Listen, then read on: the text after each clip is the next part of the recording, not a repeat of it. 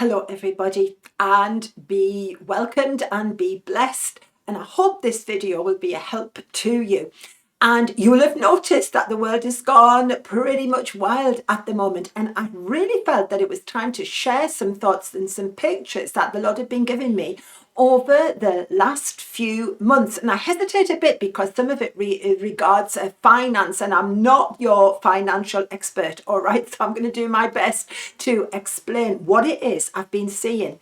Now, what is the Lord doing at this moment in time? You might wonder, it's not a time to get offended, to get scandalized, to get hurt, or to begin to give your opinion. I can tell you that. But it's a time where the Lord is doing mighty, mighty things. There's a massive testing of hearts in the nations. Wealth, you will find out, is changing hands on a scale I think that we have never ever envisaged or experienced before. Clocks are being reset all over the world. Do you remember the COVID period when we talked about reset? Well, there's something going on again. You can be looking at the stock market, you can look at insurance, we can look at finances. And nations, the Lord has been telling me, are going to change their tune, the way they say things. What's God looking for at this point in time when everything seems to have gone absolutely wild? Deuteronomy and chapter 8 says beautifully in verse 17 to the nation of Israel, don't say to yourself, my power and the might of my own hand have gotten me this wealth, but remember the Lord your God, for it's he who gives you power to get wealth, so that he may confirm his covenant that he swore to your ancestors, as he's doing today. And I feel that's for us as people, it's for the body of Christ, and it's certainly for the nations where the Lord has placed us during our time on this earth. All right, we need to remember what the source of power and wealth actually is. And we're also going to be seeing something that I think we've been seeing for a long time, but it will certainly increase, and it's Proverbs. And I've got 13 and 22, where it's actually marked, the good leave an inheritance for their children's children, but the sinner's wealth is laid up for the righteous. And I believe we are going to be seeing in the months and the years ahead that transfer of wealth from the sinful to the righteous. So we need to pray for ourselves. We need to pray for the body of Christ and the way we use finances, and also for the nations where you live and the nations that the Lord has put into your heart. Why does the Lord give wealth? I absolutely loved King Solomon, at least at the beginning of the reign. It's not so very, very good at the end. And in 2 Chronicles, Solomon has that fabulous dream. And we all think he's asked for wisdom. And he does, but he actually asks for wisdom to govern. Let's ask that for all of our leaders. There's a lot of them are perplexed and dismayed and distressed and probably not sleeping too well at the moment. Solomon, in a dream, is asked, what is it that he wants? And he asks for wisdom to govern. And it's as a result of that, the knowledge how to govern the people, that he actually does get wisdom beyond any other king. And he also is granted wealth because, at least at first, he knows how to manage it. So that's where God's heart is for you, for me, for the body of Christ, and for the nations. And we have to remember it.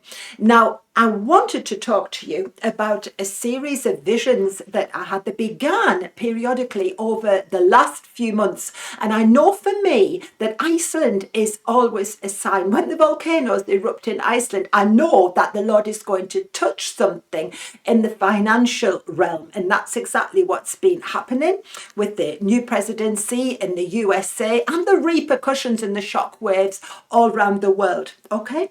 And what I saw was clocks, many clocks, but not like your wristwatch. The big clocks, the big clock towers that are like the icons of our nations. And they all began to move, but as if the controlling mechanism had been removed, and they started to move. The pointers started to go around at a fantastic pace, and it seemed like things were moving far too fast and nobody could control it. Then all of a sudden it stopped, and I hear the Lord saying, Selah. Now, I know today that most clocks, you can see the pointers. I know that a lot is controlled electronically by computer and so on. But just the same, I felt that we're heading for a time where it would feel like things were just moving far too fast. We couldn't keep up with it. And it would appear that nothing is and nobody's in control except God is, no matter what else is going on. So let's look at what goes on afterwards. The next thing, I was taken to New York. I've never been, I hope to one day. I've never been to New York. And what I saw there, the first thing was Wall Street. I've never been to Wall Street. I think like all of us, I've seen pictures of it.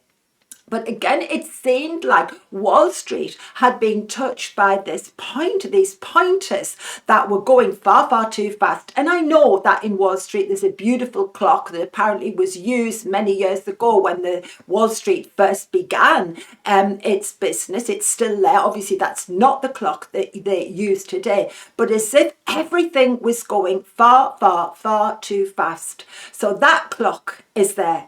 And the other strange picture, that over the last few months, I've been seeing wild animals in the streets of New York, which I would hope you wouldn't normally see. You can see bulls, you can see bears, you can see other kind of wild animals, but it didn't look like it was anything organized. It looked like it was absolute chaos. And those of you who understand about finances will know that the Lord is talking about the state of the market and the way stocks go up and down. But I would have to tell you, it looked more like a stampede. It wasn't a pretty sight. So I think that, the confusion that we're getting now, I think I'm beginning to understand what he showed me. And apologies to those of you who have the technical vocabulary for these things, which I lack.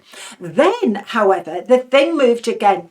And I saw a clock. At first, I thought it looked a bit like the four sides of Big Ben. Huge clock tower.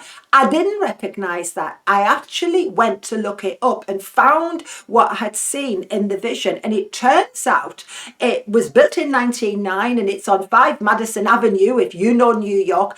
And it was the original building that belonged to MetLife, an insurance company. And I feel that the Lord is saying that, in this day, stocks and insurance will be mightily affected by what is going on as He sets the clock. Don't think men are doing it. Men play a part, but the Lord is doing that reset behind the scenes, okay?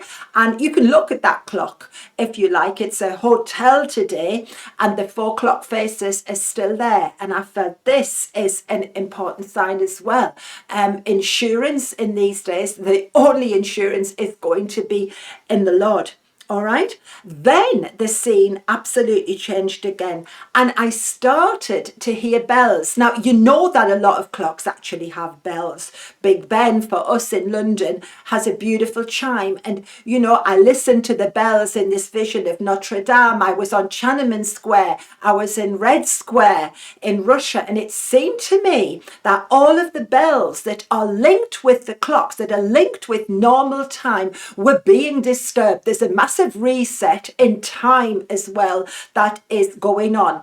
And I don't know for your nation what your iconic clock sound, what the iconic bells would be, but it seemed to me that what was happening was that there was a disturbance where normally when I would hear the chimes of Big Ben, it would bring me reassurance. I would know where I was at. It's a sense of national identity. We know what time it is. It brings reassurance. But in these visions, it seemed that the tune was changing and the sense of national identity was being challenged. The sense of time, the sense of feeling safe was deeply being challenged. And yet, I know the Lord is behind it because He wants our reassurance to be in Him. Of course, He wants our nations to return totally to Him, but expect it. And I think over the months ahead, we're going to actually physically see some of those things happen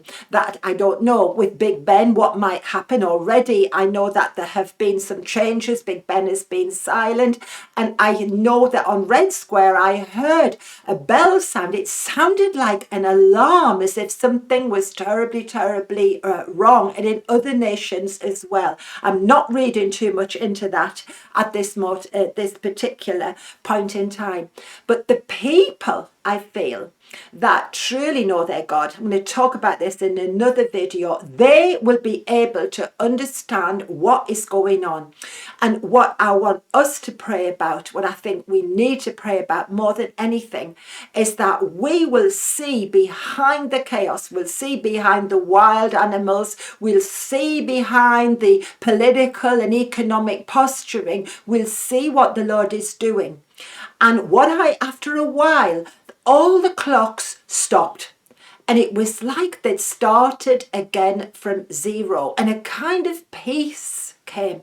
Let that peace come upon you, because I feel the Lord is behind this. And he is on your side. He loves you. He wants the body of Christ to understand what is going on. And he needs that global reset far more than our leaders, our kings, our queens, our prime ministers need it. The Lord is reordering the way that we have thought. All things new. He makes all things new. That's my prayer. Hope this helped. And again, apologies for my lack of technical financial expressions. God bless.